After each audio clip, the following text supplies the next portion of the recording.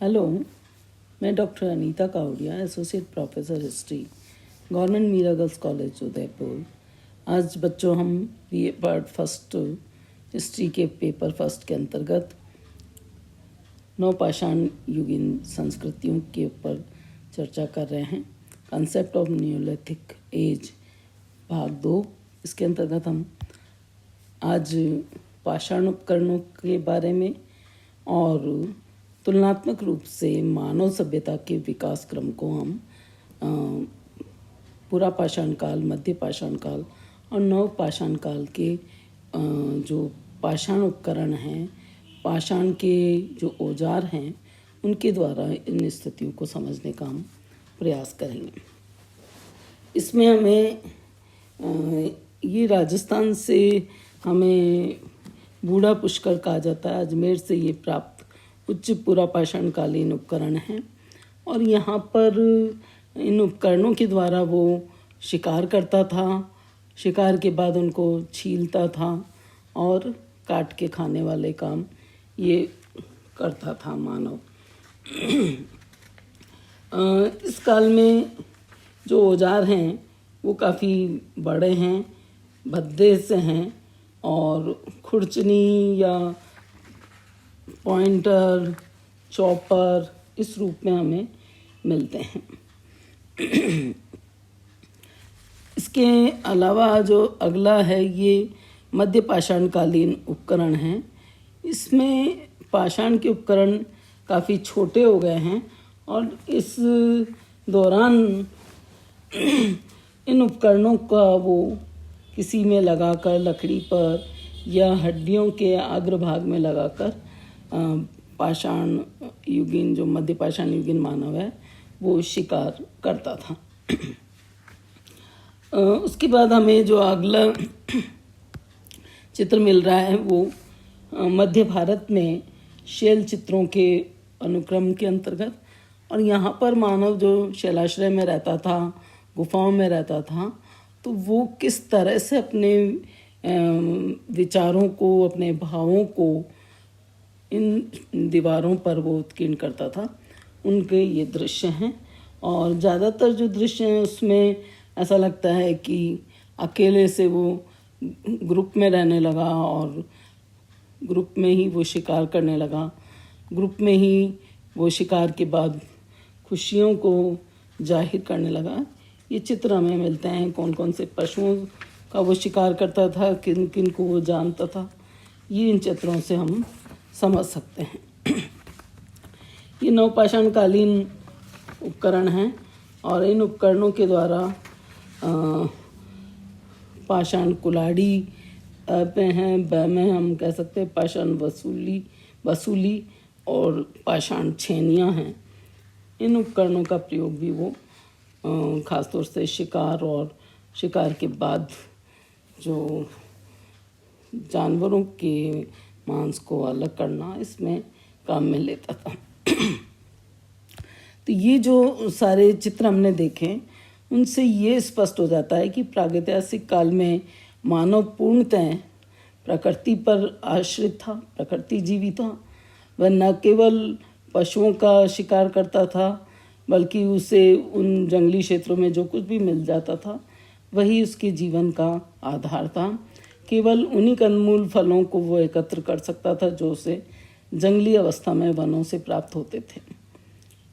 यदि जलवायु में कोई परिवर्तन हो जाता था तो वहाँ के पशु और जंगलों में कंदमूल फल कम हो जाते थे, तब मानव समूह का अस्तित्व संकट में पड़ जाता था। इसी तरह से जितनी खाद्य सामग्री वनों में उपलब्ध थी, आखिट और कंदमूल फलों के रूप में वह अपनी उदर पूर्ति कर सकता था।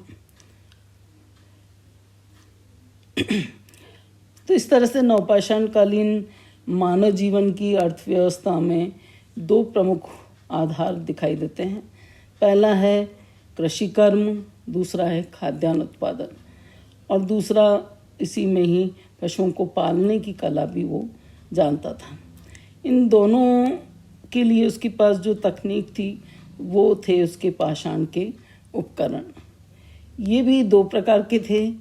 प्रथम पूर्व काल, मध्य पाषाण काल से जो चले आ रहे थे, वो उपकरण जिसे लघु पाषाण उपकरण कह सकते हैं, और दूसरा टंकित, घर्षित और पॉलिशदार पाषाण उपकरण। द्वितीय श्रेणी के ये उपकरण नवपाषाण श्रेणी के उपकरण हैं जो आग्नेय प्रस्तरों पर निर्मित हैं। पहले ये सोचा जाता था कि कृषि कर्म और पशुपालन इन्हीं उपकरणों से संबंधित है, अर्थात इन उपकरणों के प्रयोगकर्ता ने सर्वप्रथम खाद्य उत्पादन करना एवं पशुओं को पालना सीखा है। स्पष्ट है कि अब वे अपनी इच्छा अनुसार जितनी चाहे उतनी खाद्य सामग्री प्राप्त करने की स्थिति में आ गए थे। तो नवपाषाण काल में मानव ने जब कृषि और पशुपालन के माध्यम से प्रकृति को अधिक से अधिक पैदा करने के लिए बाध्य किया तो जनसंख्या में एकदम वृद्धि होना प्रारंभ हो गया। अब किसी भी समूह की संख्या बढ़ने पर और अधिक उत्पादन कर सकता था। इसी प्रकार पशुओं को पालकर वह इनकी संख्या बढ़ा सकता था। यही कारण है कि इस काल की मानव बस्तियां पुरापाषाण या मध्य पाषाण काल की तुलना में बहुत अधिक संख्या में हमें मिली है। कृषि कार्य का दूसरा प्रत्यक्ष प्रभाव ये हुआ कि मानव अब एक विशेष भूभाग पर स्थायी रूप से रहने के लिए सक्षम हो गया था। इस काल में वह अपने खेतों को छोड़कर अन्यत्र नहीं जा सकता था। खाद्य उत्पादन की प्रक्रिया के प्रारंभ में यही कहा जाता है कि किसी भी फसल की पूर्वज उसकी वन्य फसल थी, अर्थात नवपाषाण काल के आरंभ में गेहूं की वन्य किस्म को खेती के योग्य बनाया गया, जिससे कृषिजन्य गेहूं का उद्भव हुआ। इसी तरह पशुओं को भी उन्हीं इलाकों में पालतू बनाने की प्रक्रिया आरंभ हुई जहां वे जंगली अवस्था में मिल सकते थे। तो पहले क्या आरंभ हुआ, पशुपालन या कृषि कर्म? अधिकांश विद्वानों का मत है कि संभवतः पशुपालन किंचित पूर्व में आरंभ हुआ, क्योंकि कृषि कर्म के आरंभ करने के पूर्व मानव पूर्णतः आखेटक था। अतः पशुओं से उसका घनिष्ठ संबंध पूर्व काल में ही स्थापित था। इन्हीं आखेट पद्धति से संबंधित ऐसे अनेक शैलचित्र भी हमें उपलब्ध हुए हैं जिनमें वन्य पशुओं के झुंडों के दृश्यों का अंकन किया गया है।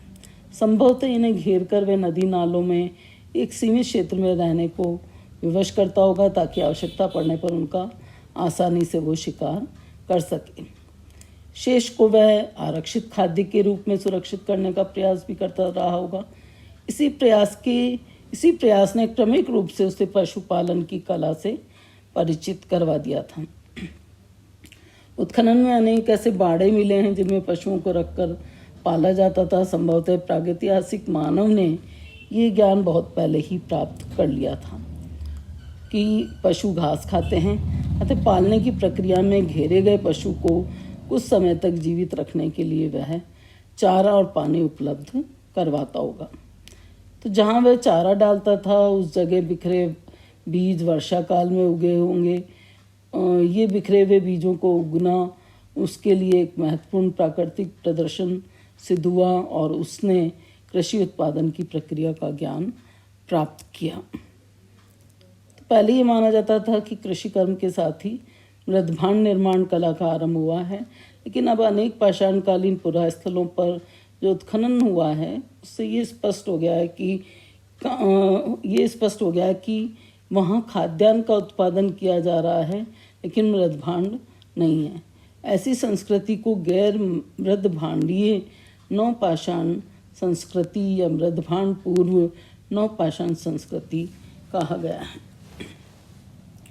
भारत में खाद्यान्न उत्पादन और पशुपालन या नवपाषाणिक संस्कृति का सर्वप्रथम आरंभ कहाँ हुआ, इस विषय में अभी तक पूरी जानकारी नहीं है, लेकिन नवीन अनुसंधानों से जो भी खोज हुई है उनसे पश्चिमोत्तर क्षेत्र में कुछ महत्वपूर्ण साक्ष्य उपलब्ध हुए हैं और उनमें सिंध और बलूचिस्तान की सीमा पर कच्छी मैदान में बोलन नदी के किनारे मेहरगढ़ नामक पूरा स्थल है, जहाँ से हमें कृषि से संबंधित गेहूं, जौ, इनकी विभिन्न किस्मों के साक्ष्य मिले हैं। ये जो सामग्री मिली है वो 8000 ईसा पूर्व की मानी जाती है। अतः पुरातत्ववेत्ता पश्चिमोत्तर भारत के इस क्षेत्र में 9 पाषाणकालीन बस्तियों का आरंभ 8000 ईसा पूर्व में मानते हैं। इन बस्तियों का तीव्र गति से भारत के विभिन्न क्षेत्रों में भूभागों में प्रसार हुआ, क्योंकि राजस्थान में भी खाद्यान्न उत्पादन के साक्ष्य इसी काल के हमें मिले हैं। और साथ ही इस क्षेत्र की एक झील के निक्षेप के परीक्षण भी अन्नरज तथा कास्ट कोयला उपलब्ध हुआ है, जिसकी तिथि ईसा पूर्व 8वीं सहस्राब्दी निर्धारित हुई है। पूर्वी भाग में उत्तर प्रदेश की बेलन घाटी में 7000 ईसा पूर्व में चावल का उत्पादन किया जा रहा था। और इसी तरह से मध्य प्रदेश के होशंगाबाद जिले में आदमगढ़ तथा राजस्थान में भीलवाड़ा जिले में बागोर दोनों स्थलों पर स्थित मानव संस्कृति का काल क्रम कार्बन 14 तिथि निर्धारण पद्धति से 5000 ईसा पूर्व निर्धारित किया गया है। ये दोनों पुरास्थल मध्य पाषाण काल से संबंधित हैं, परंतु इन दोनों पुरास्थलों पर किए गए उत्खननों से भेड़ बकरियों के पालने के साक्ष्य उपलब्ध हुए हैं। संभवतः इन स्थलों से कृषि कर्म का भी साक्ष्य उपलब्ध हुआ है। इसके अलावा हमें कालीबंगा से भी जुते हुए खेत के अवशेष मिले हैं। तो कृषि कर्म की जानकारियाँ हमें राजस्थान से भी मिली है, भारत के अन्य भागों से भी मिली हैं। और ये सारी चीज़ें मानव के विकास क्रम को उसके शिकारी जीवन से अनाज उत्पादन की ओर बढ़ते हुए कदमों को दिखाने वाले प्रतीत होते हैं। इन सारी बातों से ये स्पष्ट हो गया है कि जो शैलाश्रय हैं या शैल कला है आदि से ये स्पष्ट हो गया है कि जो मानव पहले निरा पशुओं सा जीवन जीता था, जहाँ कुछ भी खाना बदोश सा जीवन, जहाँ भी वो निकला घुमक्कड़ जीवन वो जीता था, जो कुछ मिला खा लेता था। और धीरे धीरे उसने शैलाश्रयों में, उसके बाद में उसने कृषि और उसके बाद में उसने स्थायी निवास स्थान बनाने और फिर विकास की ओर कदम बढ़ाया था।